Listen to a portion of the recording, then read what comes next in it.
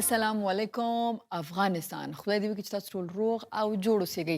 بنډار له نجیبې سره تاسو زموږ د خپرونه یقینا د اریانا تلویزیون همیشه تعقیبوئ، ګورئ او د هغې ثبوت دا دی چې تاسو موږ ته هره ورځ خپله مینه د ایمیل ادرس ته رالیږئ چې هغه تاسو په دې سکرین باندې هم ښکارېږي، بنډار @ariana television.com باندې، او تاسو زموږ چې کوم فیسبوک پاڼه ده د بنډار هغلته هم تاسو خپل میسجونه او کمنټس رالیږئ. نو د میسجونو نه زیات ښه ده چې کمنټس که تاسو زموږ پوسټ چې موږ عکسونه یا ویډیو پوسټ کوو لیکئ، نو هغه موږ زیاتره په خپرونه کې شاملو. او د بنډار چې کوم انسټاګرام اکاونټ دی نو هغه هم تاسو پیژنئ او هلته تاسو کمنټ پرېږدئ. دا ټول چې کومې لارې دي موږ سره د کنیکټ کېدو او تاسو خپله مینه موږ ته رالیږئ، د هغې نه ډېره زیاته مننه.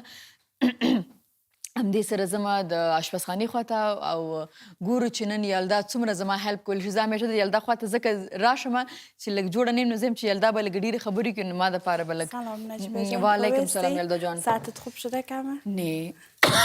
یک سلام به تمام بیننده‌های عزیز. خدا کنه جور صحتمند سرحال باشید.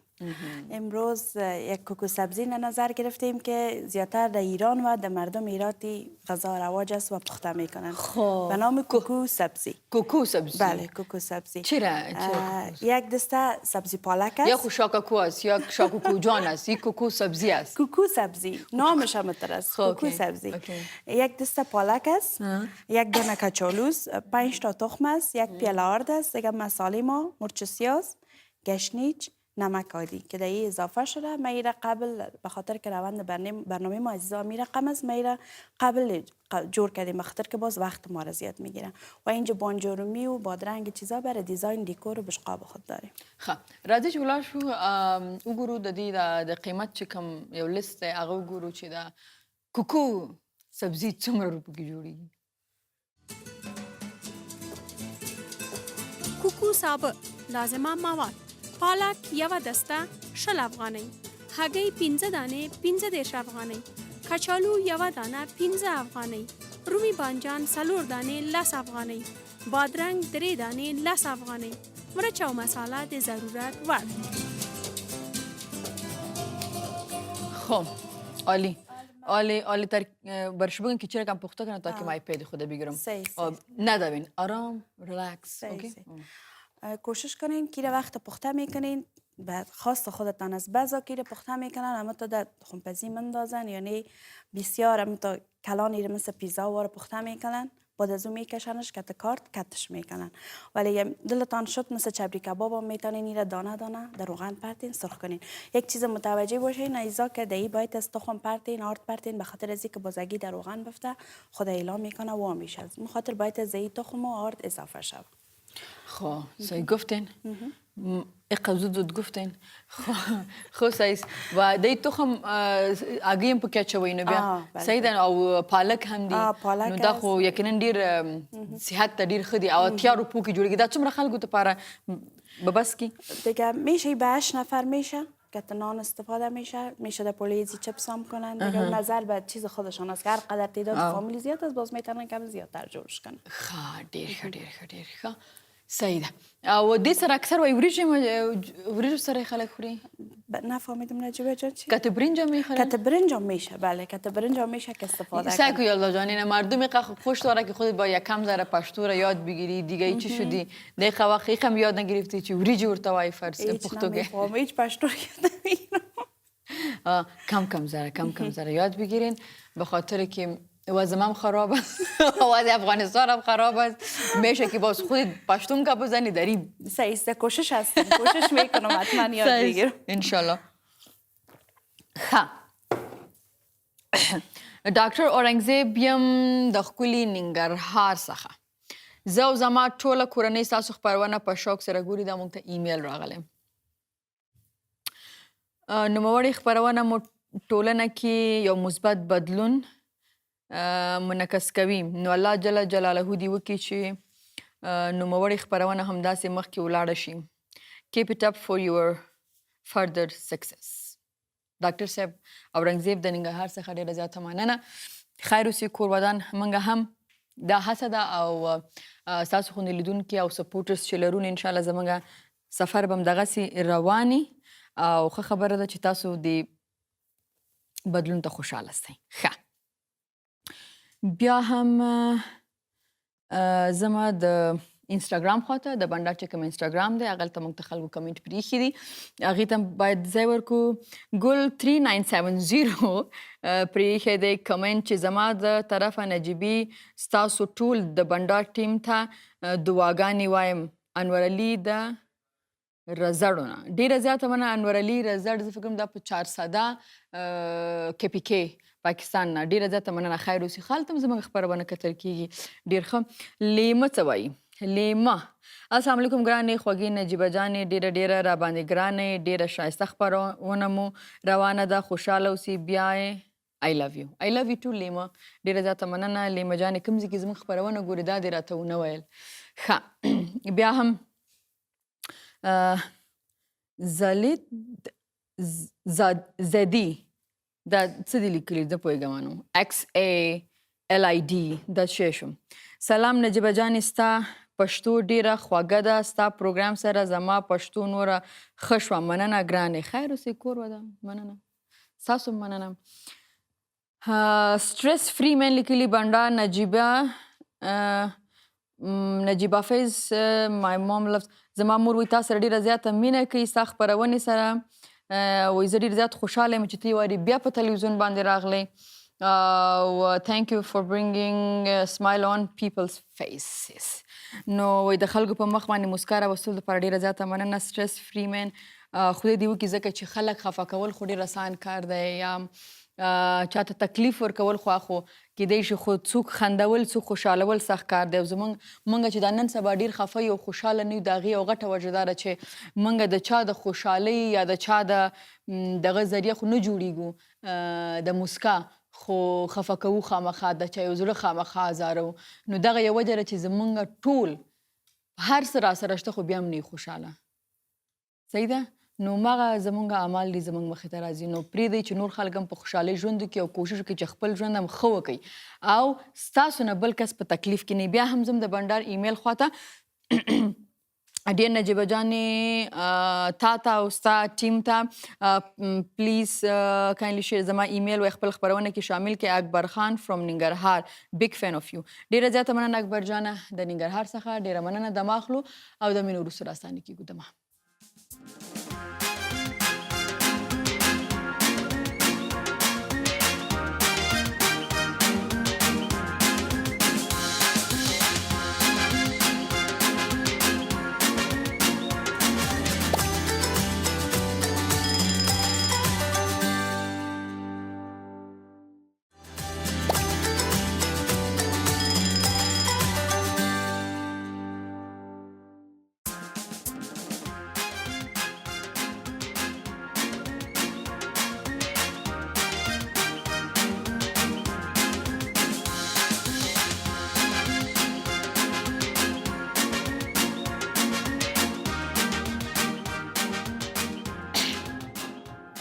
یو وارې بیا شو راغلاست بنډار له نجیبې سره او نن بیا ډېره مهمه موضوع ځکه موږ چې زه همیشه دا خبره کوم او دا حقیقت هم دی چې د هر هیواد او د هر ټولنې سباوون چې دی هغه ماشومان وي او موږ په ټولنه کې دا صرف د افغانستان خبره نه کوم په نورو هیوادونو کې یا زیاتره کوچنیان چې دي هغه درس وایي خو درس په ذهن کې نه کینی وایي چې موږ خو درس وایو څو ساعته درس وایو څو ساعته کتاب ته ناست خو هغوی چې زموږ په مزغو کې نه کینی. صحیح ده دا هم یو وجه یو دا چې بیا په مکتب کې کوم ماشومان چې سبق نه وي وهل ورکول کېږي دا خبره بیا تر مکتبه پورې مړه ده که د هغې بیا د ریزلټ راشي کور ته نو بیا مور پلار یې راونیسي ویټه کوي او خو هغه څه نتیجه نه ورکوي هغه ماشوم بیا دوی وایي چې دا ماشوم دومره وهل خوړلي چې هغه اوس هغه ته هېڅ څه ورته فرق نه کوي هغه همیشه وهل خوري او هغه درس کې تکړه کېږي نه یا هغه کامیابېږي نه یا داسې نو په دې موضوع باندې غواړم چې شکریه مهدوي سره خبرې وکړم چې هغه روانشناسه ده او خاص د ماشومانو په موضوع سره خبرې وکړم. شکریه جان خوش آمدید. کور سلامت باشین. صحیح شکریه جان تاسو سره خبرې شروع کوو خو ولې چې دغه موضوع ډېره مهمه ده موږ یو کوچنی کلیپ ویډیو کلیپ هم لرو هغې خواته ځو بیا بېرته راستانه کیږو. په ماشومانو کې د زده کړې بې نظمي یا د اختلال نښې په ماشومانو کې د مطالبو زده کړې اختلال نښې په هر ماشوم کې په بیل او ځانګړي ډول راښکاره کیږي. ښایي یو ماشوم املا لیکلو لوستلو کې ستونزه ولري، یو بل به بیا له کتاب سره مینه لري خو ریاضیاتو کې به ستونزه لري، بل ماشوم به هم ښایي د هغه څه په پوهېدو او درک کې ستونزه ولري چې نورې وایي. په زده کړه کې ستونزه لرل ډېر توپیر سره لري، خو ټول په زده کړه کې د اختلال برخه جوړوي. د دې ستونزې پیژندنه یا تشخیص هم څه اسانه کار نه دی، ځکه خورا ډېر ډولونه لري او داسې کومه نښه چې د اختلال ښکارندویه وي هم معرفي کولای نشو. که څه هم د ځینې نښې معمولاً په هر عمر کې تر سترګو کیږي، خو که په اړه یې معلومات ولرئ نو په ډېر چټکه توګه به په زده کړه کې د خپل ماشوم اختلال یا ستونزې ته متوجه شي او ژر به د مرستې کولو لپاره لاس په کار شي. صحیح. نو شکریه جان، اول میخوایم که به مردم ما بگین که روانشناسی یعنی چی، یکم ذره اگر بهش تشریح کنید. بله، موضوع روانشناسی یک بحث خیلی کلانی هست. روانشناس و یا روانشناسی یک موضوعی هست که ما میتونیم که بر روان و رفتار یک شخص بپردازیم و یک شخصی که مثلا از لحاظ جسمی یک دچار یک مشکل شده یک بیمار هست، ولی وقتی یک شخصی که هم از لحاظ روانی و هم از لحاظ جسمی دچار یک مشکل میشه، یعنی دچار یک اختلال میشه، که ما باید هم از لحاظ رفتاری، هم از لحاظ روانی و هم از لحاظ جسمی او را بررسی بکنیم. خب صحیح ده. نور خلک وایي چې دا کوم چې روانشناس یغي هر چې چاته وګوري بس پوه شي چې چی فکر مرکزی که ببینه از دور میفهمه که دی گپ از کل گپایش میفهمه تا کجا راست است. و این اشتباه است. در کل هر کسی که بگیم که مثلا میترسم که یک کس بگه که روانشناس است باز یکم ذره خود چوب میگیره که اگر گپ بزنم یا چی باز میفهمه کل گپای ما. اما راست است؟ نه، این رقم نیست که دیگه فکر میکنم که مثلا یک روانشناس که باشه دیگه زودی که از لحاظ ظاهرش بفهمه، ولی یک مدتی که یک لحظه که صحبت ها رد و بدل شه و یا رفتارهایش برای یک مدت 20 دقیقه 10 دقیقه ما میتونیم بررسی بکنیم که مثلا چه رفتاری داره، چه شخصیتی داره و یا چه مشکلاتی داره، ولی اینطور نیست که دیگه زود ما یک نفر ببینیم و تشخیص بدیم که این چگونه شخصیتی داره. دکتر خانم هستین شکریه جان. بله. و اینمی روانشناسی سخت است به خاطر که آسان نیست. مدیکل کلش سخت است، اما اینمی که کس بفهمی و که شما گفتین یک چند دفعه باید ببینین و را ابزرو کنین سیز، اینمی کل چیزایش کلن مشکل کار است. چرا انتخاب کردین نمیره؟ من واقعا روانشناسی خیلی علاقه داشتم. زمانی که من میخواندم اکثریت و یک خاطره که دارم نو که روانشناسی رو قبول شدم و وارد فاکولته شدم و ادامه دادم تا امروز هم. اکثر دوستا رشخندی میکردن و یا مسخره میکردن، میگفتن رشته فالبینی شما کامیاب شدین و خیلی از نام ها برچسب ها داشتن، ولی شما همیال میبینین که روانشناسی در افغانستان خیلی رشد کرده. خیلی زیاد. کل ما تکلیف روانی داریم. بله، مشکلات از لحاظ روانی واقعا در افغانستان خیلی زیاد هست و اکثریت مردم ما شاید بگیم که 80% بیشتر دچار مشکلات روانی و اختلالات روانی هستن. همیال اکثریت ما نیاز داریم، ولی متاسفانه هنوز هم کسانی هستن که زوجهایی هستن، خانواده‌هایی هستن که دچار مشکل میشن ولی با یک روان درمانگر مراجعه نمیکنن. چرا؟ چون که میگن که من دیوانه نیستم. اگر من بخوام با یک روانشناس مراجعه بکنم برچسب دیوانگی بر ما میزنن. در صورتی که وقتی که ما از لحاظ جسمی مریض شدیم با یک دکتر مراجعه میکنیم. چرا مثلا ما از لحاظ روانی وقتی از لحاظ در خانواده مشکل پیدا میکنیم یا طفلای ما مشکل پیدا میکنن، خب ما باید بریم با یک روانشناس مراجعه بکنیم تا بتونیم که مشکلات خود به حداقل برسونیم و یا مشکلات خود از بین ببریم. ولی نسبت به گذشته خدا رو شکر رشته روانشناسی در افغانستان خیلی خوب رشد کرده و خانواده‌ها ضرورت داره. عالی که پیشتر شما گفتین که مثلا مردم میگه که نیما چرا بریم ما خود دیوانه نیستیم. نو دی لیونی هغه ته وای چې ډبر راوخلی او خلک پیولي بیا هغه په زنجیرونو چې هغه ته لیونه د منګه چې ز خپل ز لګ سټرس چې دا هغه واخله منو څورته رواني تکلیف راته دا یو خبرې نه جوړیږي. دا نورمال خبره ده. موږ ټول انسانان استو او انسان وای د ګل نه نازک دی او د ډبر نه سخت دی. دا یو خبره ده. ښه اوس به تر د خپل موضوع خواته ښه نو دا راته چې د اوس خو تاسو تقریبا 3 نیم کال کې چې خاص د ماشومانو لپاره کار کوي سیده کوشنیانو لپاره دا راته هغه کوشنیان چې مثلا موږ په دې پیکیج کې هم وکتل دوه کوشنیان به د یو عمر به صحیح ده په یم سم کې بس یو ډېر تکړه په درس کې بل هم کوشش کوي خو سبق په ذهن کې نه کینی ولې بله، ما امروز می‌خوایم در مورد از همین صحبت بکنیم، مشکلات یادگیری و یا اختلالات یادگیری. بله. خصوصا کودکانی که وارد مکتب میشن و یا کودکانی که وارد کودکستان میشن، معلم تشخیص دادن نمیتونه، خانواده تشخیص دادن نمیتونه که کودکشان دچار چی هستن، اختلالات یادگیری و یا مشکلات یادگیری هستن. از لحاظ جسمی شبیه همسن سال هستن، از لحاظ هوشی شبیه همسن سالای خود هستن، یعنی از لحاظ جسمی، از لحاظ ذهنی هیچ مشکلی ندارن. یعنی اگر ببینید شبیه همسن سالای خود هستن، ولی وقتی که میاین عملکرد تحصیلی از اینا رو که ارزیابی میکنیم خیلی ضعیف هستن نسبت به همسن سالایشون. بعد دوباره که مثلا شاید مثلا یک کلاس بارها بخوانن، یعنی افت تحصیلی دارن، یک ناکام میشن، یک کلاس دوبار میخوانن. از همین خاطر اکثریت خانواده اطلاع ندارن که طفلشان و یا کودکشان مشکلات یادگیری دارن و یا اینکه دیر یاد میگیرن، دیرآموزی دارن.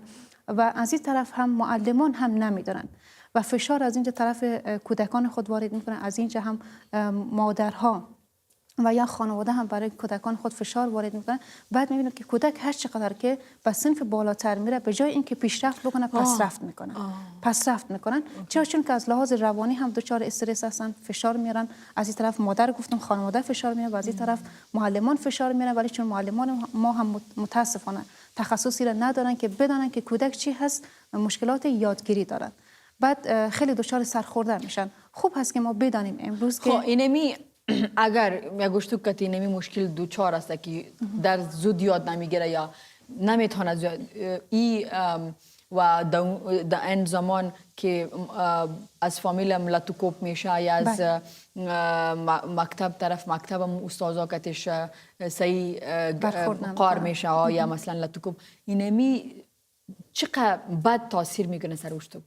خیلی زیاد بد تاثیر میکنه. شما کودکایی که مثلا خصوصا وارد کودکستان میشن، کودکی که مثلا تازه صنف اول شروع میکنه، نسبت به درس، نسبت به معلم و حتی نسبت به خانواده چی میشه؟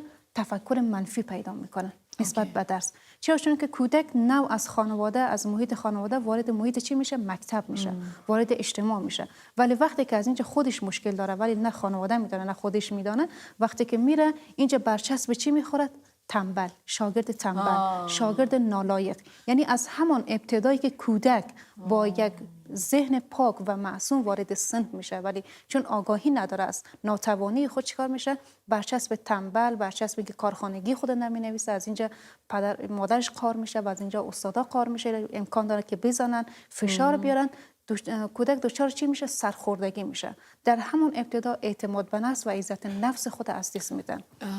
صحیح. و خب دا علاج هم لري چې مثلا تداوی هم کېدای شي، یعنی لارې به هم لري چې څنګه دا ماشوم کولی شي بغیر د وهلو نه، بغیر د ټکولو نه، یا بغیر د دا چې د سره په قار باندې خبرې وکړو ډیموټیویټ شي یا نفرت پیدا شي د مکتب نه، درس نه، بل نورې لارې هم شته دی. صحیح ده؟ بله. شکر جان لمونږ سره ناسته، تاسو هم خپلې پوښتنې په فیسبوک لمونږ سره شریکولی شي، خو دا وخت لمونږ سره دمه ده، دمه اخلو او بیا بیرته راستانه کیږو له خیر سره بنډار.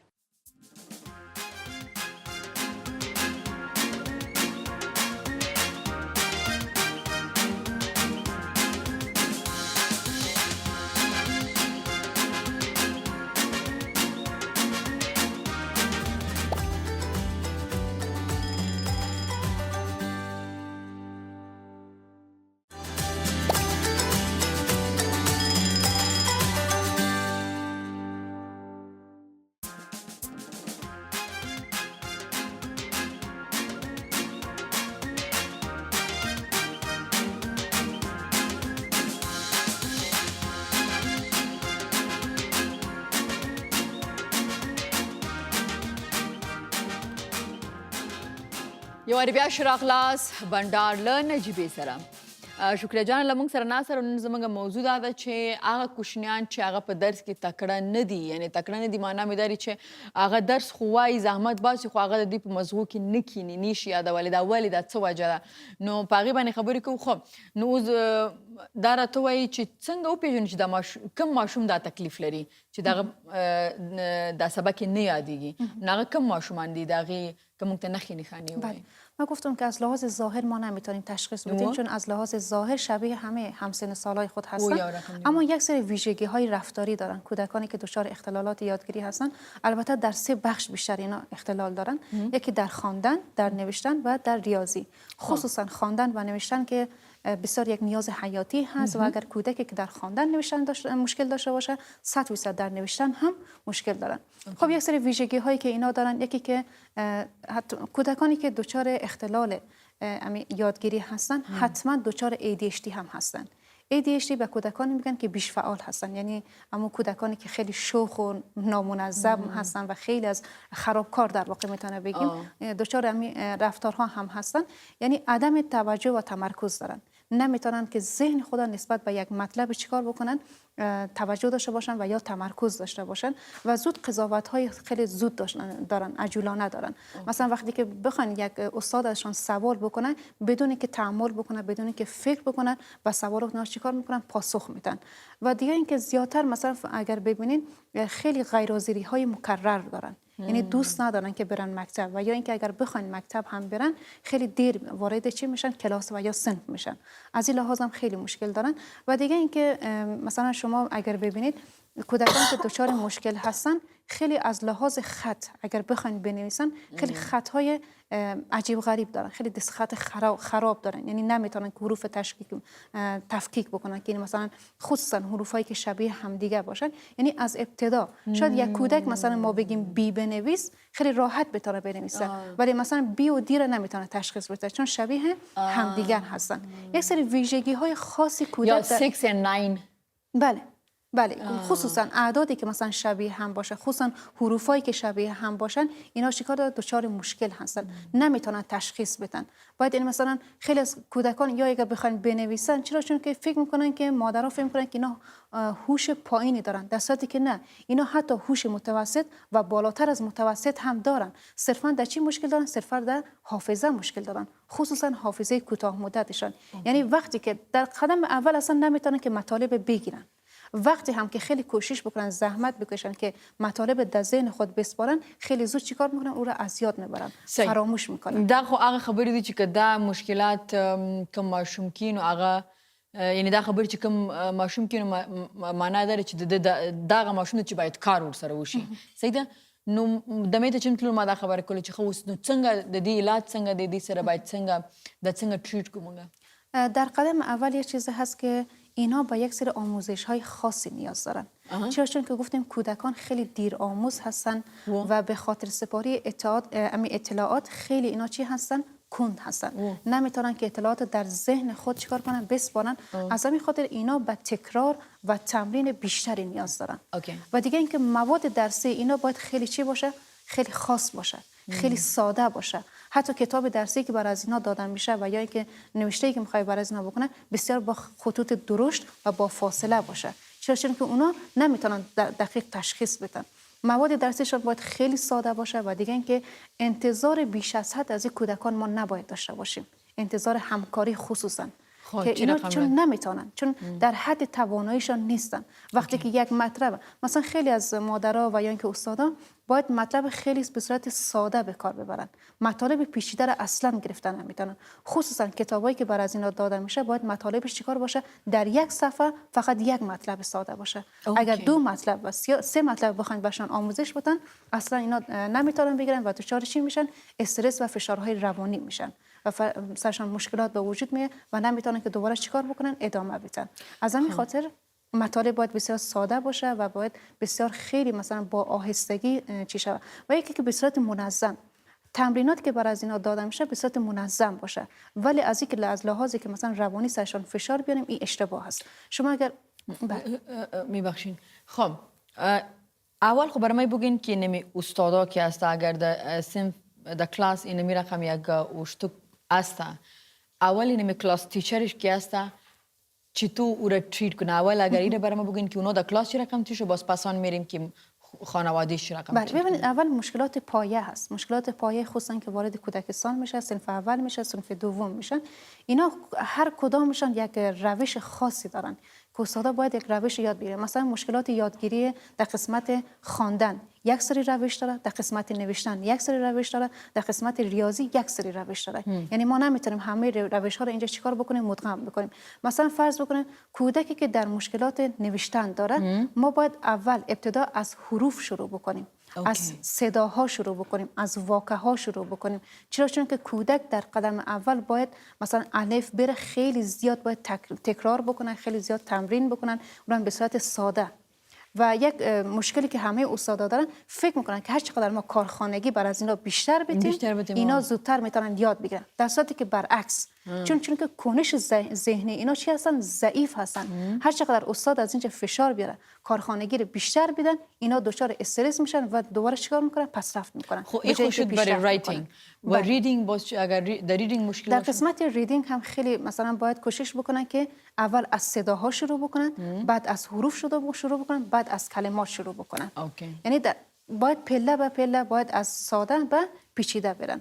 وقتی که هم که میخوانن در قدم اول باید چیکار بکنن که صداها رو باشن آموزش بدن، بعد حروف و بعد کلمات، بعد از این شروع بکنن که به داستان‌های خیلی کوتاه. چون که کسانی که مشکلات خواندن دارن در قدم اول مشکلات پایه دارن، صداها رو تشخیص دادن نمیتونن، حروفا رو تشخیص دادن نمیتونن. بعد از اینکه اینا رو تشخیص دادن نتونن، اینا رو نمیتونن درک بکنن. شما مثلا یک کودکی که مشکلات یادگیری داشته باشه، یک داستانی که مثلا یک پاراگراف داشته باشه، برش بخونین اصلا درک نمیکنن. اصلا چی گفتن؟ اصلا هیچ فهمی وجود نداره برشان. از همین خاطر در قدم اول یک جمله، دو جمله، سه جمله باید گفته شود و حتی اگر مطلب مثلا برشان خوانده میشه کوشش بکنن با اشیا و وسایل باشه. مثلا میخوایم در مورد یک حیوان توضیح بدیم، خود حیوان هم مثلا یا عروسکش باشه یا مثلا هر چی، اما شی باید وجود داشته باشه. چرا؟ چون که ما باید پرکتیکلی برش نشان بدیم. بله، باید حتما عملی باشه. چرا؟ چون که کودکان خیلی ضعیف هستن، حافظه خیلی ضعیف دارن. باید تمام حواسشون چیکار شه به کار انداخته. هم بینایی، هم بقار و بزدن و این چیزا اصلا استادا میبینن و دایم چیز استادان په افغانستان کې زویم چې ټول د بقوت احترام لرو، خو استادان ته ځکه احترام لرو ځکه چې د دې د لاس نه وتلي دغه ماشومان زموږ د افغانستان آینده دي. خب دا خو شو د مکتب خبره. اوس دغه ماشومان چې کور ته راشي، خب مادر پدرها هم باید قبل از اینکه مثلا کودکشون وارد مکتب میشن یک تست هوش داشته باشن. به نظر من خیلی خوب هست. مثلا وارد کودکستان که میشن تست نقاشی خیلی میتونه موثر باشه. در ابتدا مثلا کودکی که 3 ساله هست، 4 ساله هست، ما از طریق نقاشی میتونیم که هوششون فقط در قدم اول اندازه‌گیری بگیریم که ببینیم اینا تا چه حدی هستن.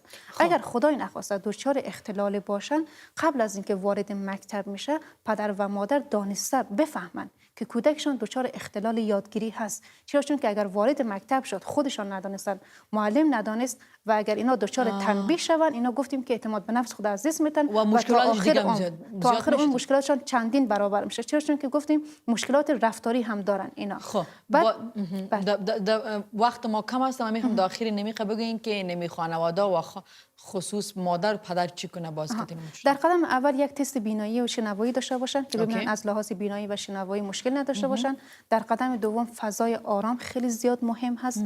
فضایی که مثلا تشنج نباشه در خانواده و استرس برای طفل خود ایجاد نکنن، فشار برایشان وارد نکنن. چرا؟ چون که اونا از لحاظ روانی خودشان مشکل دارن. انت یاد اومد فیلم امیرخان دیدی در هند که داشته بود ستاره زمین پر؟ بله، یک بسیار خوب فیلم. بسیار یعنی میتونه که برای خانواده یک فیلم مناسبی باشه. یعنی کودکی که دچار اختلال یادگیری بود، اونمون کودک است، اونمون مشکل. بله، اونمون مشکل دارن. بعد میبینین که مثلا استادشون چقدر با یک آموزش خوب اینا تونستن که مسیرش به سمت موفقیت ببرن. در صورتی که از طرف استاد هم مثلا تمسخر میشد، از طرف شاگردا هم تمسخر میشد و خودش هم خیلی زیاد افسرده بود. بله، از طرف پدر هم، یعنی از طرف پدر، از طرف فامیل هم اینا رو خیلی زیاد تحت فشار بود. به طور که استادش مثلا درک کرد که دچار مشکلات یادگیری هستن. این در قدم اول خانواده خیلی میتونه که مهم باشه. تشکر شکریا جان آمدین ډیر ښه خبرې مو کړلې. خدای دې وکړي چې زموږ د لیدونکو په کار باندې دا راشي او دوی دا خبرو ته متوجه وشي او خپل ماشومان په مینه باندې ټریټ کړي، نه په قهر په غوسه. او استادان هم داسې. شکریا جان بسیار تشکر. دم اخلو.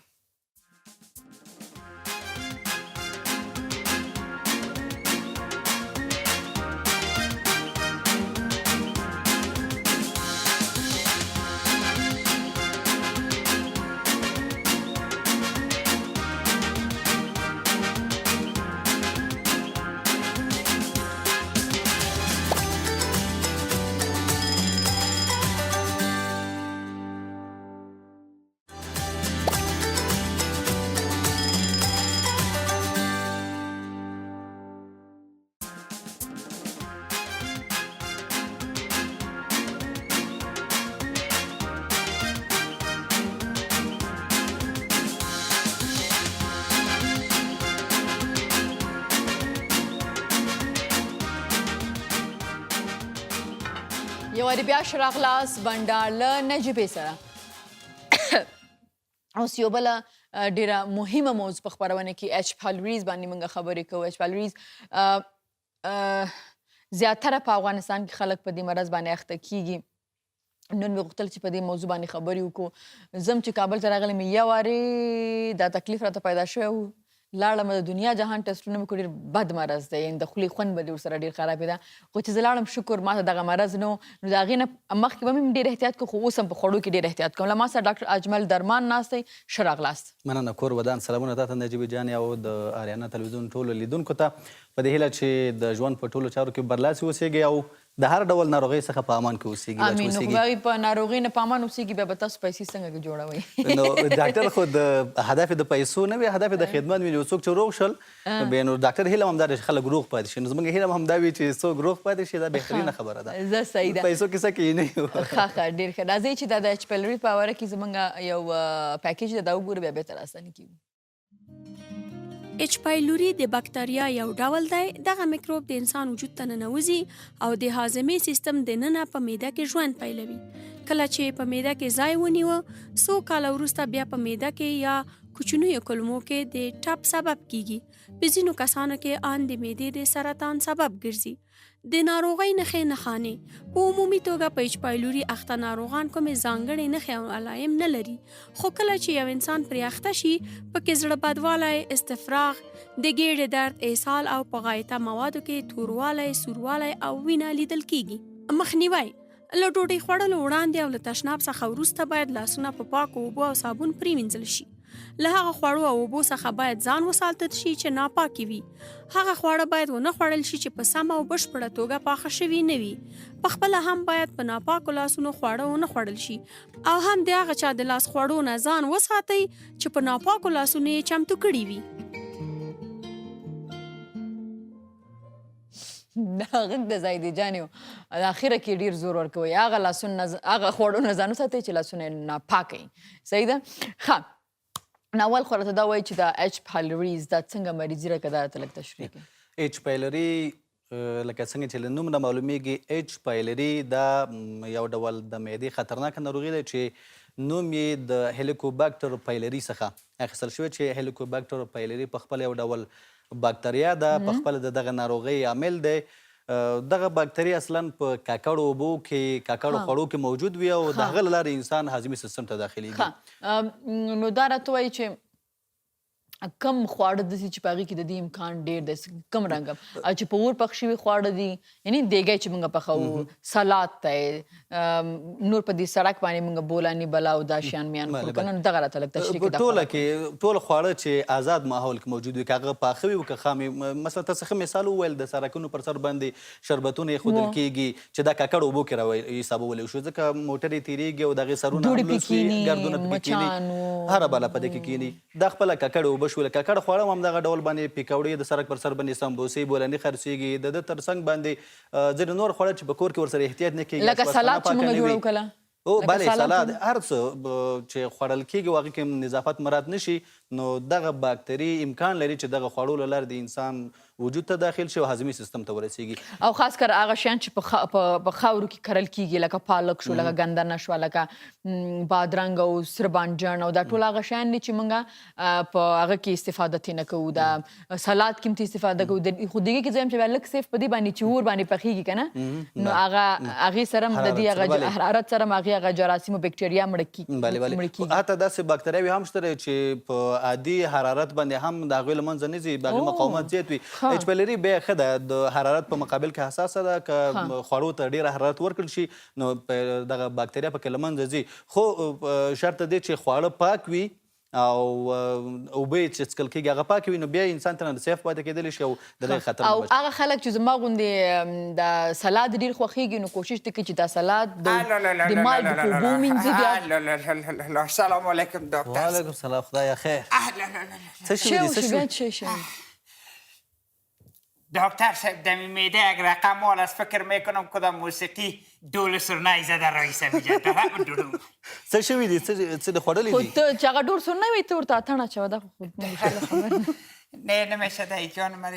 دکتر صاحب امی که معده وضعش خراب است، تاثیرش چی است؟ دا خو بېلابېل عوامل لري چې موږ مخکې هم په د h.pylori باندې خبرې وکړلې. ناپاک خواړه وخوري، سخت خواړه وخوري، تورشباب، مرچک د اضافي شیانو وخوري، معدې درد پیدا کیږي. تورشباب ای تویز نویز توف دانت چه شنیدی حالا بیا؟ من که حکتت کار دارم چی؟ صبر کو. بله هیت خدا باشکم تو خود گفتی که میده تاثیر عاشقیست. دکتر صاحب خود میگه ای از خاطر خوردنهای ناپاک و چیزاست. مچم تو دروغ میگی ای دکتر؟ دکتر دروغ نمیگه، از روی کتاب خونده. مرا گفته ای تاویزه بگی در سر نافت بسته که تاویزه پا بوی کته. د چل ول کې دا تعویض دلته ما چې دا به تا راوړی چې په موږ تعویض کې یالده جان تعویض آوردین چې د نزنه که میدهش ولگه در سالا جور شوه. دکتر صاحب خیلی تفسیر از چی است؟ من فکر میکنم میگه عاشقی سعید به خاطر که از نفران مریض است. خبرې د خیلوی د عاشقي څنګه په چا عاشق یې؟ ولی من نیستم می سر ما عاشق است. نجیبه خپله څه وایي؟ زما سترګې ړندې دي که نه، ما دومره عمر روژه نیولې بیا به دلته واده کوم. دا وایي په ړندو سترګو مو قبوله ده وایي. دکتر صاحب هیچ چیز خوردنی خونه کادم بخوره تاثیر نمیکنه. بعد خوراک ما مخکې یادونه وکړله چې ناپاک خواړه وي. ما چیز نخوردیم. یک دو غوریگک شوروا، یک دو غوریگک پلاو، یک تا یک مرغ سیجی، یک دو دانه یک از اون نوشابه، دیگه چیز هم نخوردیم. روزه انفجار ونه دا درکم درته چې ګډې درد ورسره ښه شي. بخیر اگر جای تابلت میمانو یک قاسه منتو مانده بود بچه. هغه تعویض هم بگی از اینجا. تعویض هم بگی تعویض دی پاتې شو، تعویض دی. داسې کوډګر غوندې دی دمه دی را سره دماغ خپل به بیرته راستانه کېږو.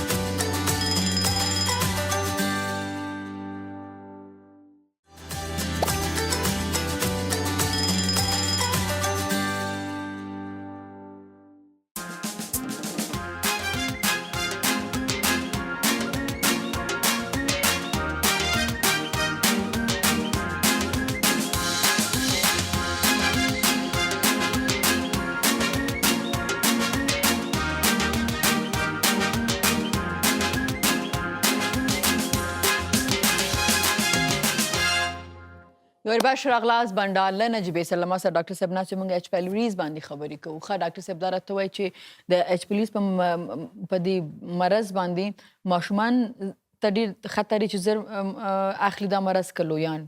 عموما دغه h.pylori کوم خاص قید نه لري چې دا د ماشومانو کې موجود یا په لویانو کې، خو اکثره وخت دغه باکتري چې داخليږي په کوچنیتوب کې انسان هضمي سیستم ځکه چې ماشوم خو نه پوهېږي چې دا خیرنده یا ناپاک خواړه زیات خوري. به دقیقا همداسې دا فکر نه وي هر ډول خواړه ته لاس کوي، خام هم خوري، ناپاکې اوبه هم څښي. نو په کوچنیتوب نه یو انسان اخیستلی شي باکتري، بیا کله چې څو کلونه پرې تېرېږي ممکن دغه علایم او اعراض را پیدا شي په مریض کې. خلک دا داسې یو مرض چې تاسو اخلي بیا دا چې تر څو ځان څرګند کړي هغې کې وخت اخلي. وخت دقیقا زر هم پیدا کېږي. ځینو وختونو کې داسې دی یعنې دقیق وخت معلوم نه دی. ځینې وختونه حتی 2-3 کاله بعد وروسته پکې اعراض والایم ښکاره کېږي.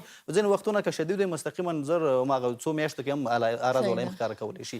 ما په دې خپلو ګناهګارو لیدلي په دې افغانستان کې زیاتره خلک چې خاص کر په دې کلو خواته زیاتره چې تشناب ته لاړ شي یا هغه خپل د زوی پمپر چې خلاص کړي مور نو هغه لاس په صابون نه مینځي خالي او کشه کې داسې صحیح ده.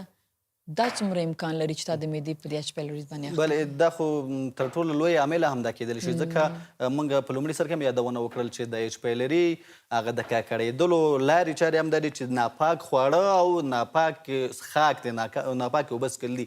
نو کله چې چا لاسونه پاک نه وي هلته ماشوم دې پاکې په لاسونو باندې او بیا راځي ته په هماغه لاسونو باندې ډوډۍ اچوي نور کار طبیعي ده چې په دې کې یو صابون یعنې یو صابون چې تاسو واخلئ یا یو هینډ واش چې واخلئ هغې کور کې کېږدي د هغې مصرف د هغې نه ډېر کم دی چې خدای مکه تاسو په h.pylori اخته شي بیا لاړ شي د هغې ټسټونه کوي بیا ډاکټر ته ځي بیا ډاکټر یو پنډه دوا درکوي او هغه تاسو خورئ نو د هغې نه ښه دا دی چې تشناب نه چې راوځئ دا یو صابونګی چې دی دا دلته غته کېدی دا هینډ واش کېدی دې باندې خپل لاسونه همیشه مېرمنې چې دي ماشومانو ته ډېر زیات پام کوئ ځکه چې بیا خو اقتصاد زموږ اوس د ټولو دغسې خراب دی نشو کولی چې هره ورځ ډاکټر ته بیا منډې وهو او دغه تکلیف سره مخ کېږو ښه بیا دا راته وایسئ چې اوس د دې h.pylori بیا تشخیص څنګه کېږي ډاکټر صاحب تشخیص لپاره کورونه لکه چې بېلابېلې ټلیفون دی بېلابېلې بلې بېلابېلې لارې چارې شته دی د تشخیص لپاره یې مثلا ډېر چې مشهور دی دلته د وینې ټیسټ اخیستل کېږي په وینه کې د h.pylori انټي باډي کتل کېږي خو دې زیاتره وایي چې سټول کې زیات ښه بله سټول کې هم ته بیا اعراض ولایم باندې هم غږېږو په سټولز کې هم د اعراض ولایم لیدل کېږي تشخیص لپاره سټولز هم اخیستل کېږي وینه هم اخیستل کېږي بل مهم ټیسټ چې یو بي ټي ورته ویل کېږي یا یوریا بریث ټیسټ ورته ویل کېږي چې یوریا د ډاکټر لخوا مریض ته ورکول کېږي د یوریا محلول دی دا خوري کله چې دا تېره کړه تقریبا 10 دقیقې 15 دقیقې وروسته مریض په ارګامي کمولو یا اروق چې ورته وایي ارګامي کوي بالاخره بیا ډاکټر راځي د دغه ارګامي معاینه کوي که چیرې په ده کې کاربن ډای اکساید آزاد موجود وي دغه ارګامي ډېر بد بوی کوي بیا پوهېږي چې ولا دا h.pylori لري او که چیرې دا بوی بد نه و بیا وایي چې ټیسټ یې منفي ده او h.pylori نه درلوده ځینې نور ټیسټونه شته مثلا انډوسکوپي هم دی هغې باندې هم ترسره خو ډېر بدرنګ ټیسټ دی یو بله انډوسکوپي هم شته چې هغه ته کپسول انډوسکوپي ویل کېږي کپسول په افغانستان کې دا شی نه نشته یا کوي ډېر کم په نورو ملکونو کې شته کپسولونه دي د طبي کپسولونو سره ورته د په دغه کپسول کې کامره شتون لري خپله داخل کې کامره دغه عکس برداري کوي تصویر برداري کوي دغه مریض کپسول تیروي دا اکثره د معدې ټسټونو لپاره هند کې او بیا هغه پاکستان د بلوتوث سره وصل وي او بالاخره هغه صحیح ده اوس دا راته وایي چې دغه دوا چې تاسو د h.pylori ورکوي هغه کومې میندې چې حمیله داري نو د هغې په ماشوم باندې خو به کوم اثر بد اثر نه لري متاسفانه دغه زه یو شمېر دواګانې شته چې هغه بیا په مور او ماشوم دواړو باندې بد اغېزه لري خو دغه کومې دواګانې چې h.pylori کې استفاده کېږي خصوصا کلاریترومایسین دي اموکسیسیلین دي د دې تر څنګ باندې لانسوپرازول دي دغه ټبلیټونه چې دي بېخي دي نسبتا د نورو په نسبت باندې نه په مور باندې بد اغېزه لري سایډ افیکټ کم دي او نه په ماشوم باندې لري یعنې استفاده کولی ډاکټر صاحب اوس دا راته وایي چې هغه خلک په دې مرض باندې چې اخته وي نو د هغې دپاره ته چې پرهیز لري که نه لري پرهیز لري طبیعي ده د پرهیز لپاره بېلابېل خواړه دي چې باید هغې نه خپله دغه څوک چې پرې اخته دی هغه ترې ځان وساتي څښاک هم شته دی مثلا هغه څه انرژیزه هر څه چې که هغه ګیس لري او که بدون ګیس وي کولډ ډرینکس دا ټول منې دي د دې تر څنګ مرچ خوراک مرچباب مسالهجات تر څنګ ترشیباب سخت خواړه د سګرټ څکول سره کړي خواړه خصوصا سره کړې غوښه سره کړي بانجان پیاز حتی دغه پیاز خوراک هم ورته ښه نه دی د پیاز خوراک دا خام پیاز چې موږ خام یې که پاخه وي د مریض لپاره خو خام یې زیات ورته نقصان لري باید ترې ځان وساتي سخت خواړه یادونه وشوله بیا د ځوانانو لپاره بله توصیه پکار ده چې سګرټ څکول دا ورته ډېر مضر دي ځکه سګرټ نیکوتین لري او نیکوتین د معدې تیزابیت لوړوي تیزابیت چې لوړ شي نو طبیعي ده چې که څوک h.pylori باندې اخته وي هغه زخم ورته شړوي او بالاخره زخم ورته نور هم لویوي ډاکټر صاحب یوه دقیقه واخلم زر به راته وایي چې آیا کوم خلک د h.pylori په مرض باندې اخته وي او د هغه علاج په وخت ونه شي نو دې نه زخم جوړېدی شي زخم پرته بیا د دغه زخم نه